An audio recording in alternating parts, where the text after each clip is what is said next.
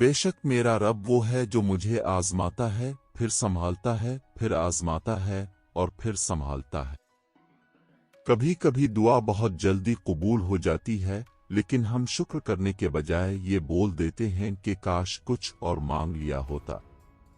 नसीब का लिखा मिलकर रहता है, कब कहाँ कैसे ये सब मेरा रब जानता है।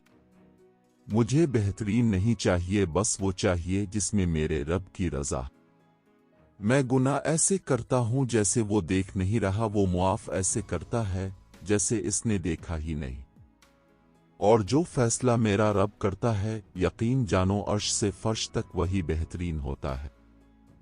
जब तुम दूसरों के दुख मिटाने लगोगे तो तुम्हारा दर्द अल्लाह मिटाएगा। दिन की पहली फतह फजर की नमाज पढ़ना है। तुम्हारा तहज्जुद पढ़ना तुम्हारे रब से इश्क का सबूत है।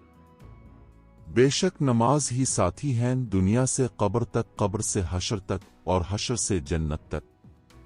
अगर तुमको नमाज पढ़ने से सुकून नहीं मिलता तो तुम सुकून से नमाज पढ़ो। हजारों सोचें उलझती हैं मुझे और एक सजदा सुलझा देता है सब। बच्चों के चेहरों पर इसलिए इतना नूर होता है कि वो शरारतें करते हैं, साजिशें नहीं। कुछ चीजें रोने से नहीं सब्र करने से मलती है। इंसान अगर सब्र करना और मुआफ करना सीख जाए तो जिंदगी आसान हो जाएगी। सब्र से रहमत का इंतजार करके जो चीज तेरे लिए है तेरे लिए ही है, और देर हिकमत पर मबनी होती है।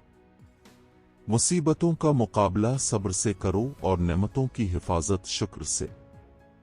सब्र तो आखिर करना ही पड़ता है, मगर आगाज में करने से अंजाम शानदार हो जाता है। ख्वाहिशें बादशाहों को गुलाम बना लेती है, मगर सब्र गुलामों को बादशाह बना देता है। नींद नहीं आती अपने गुनाहों के डर से, आरब फिर सुकून से सो जाता हूं, ये सोच कर के तेरा एक नाम रहीम भी है।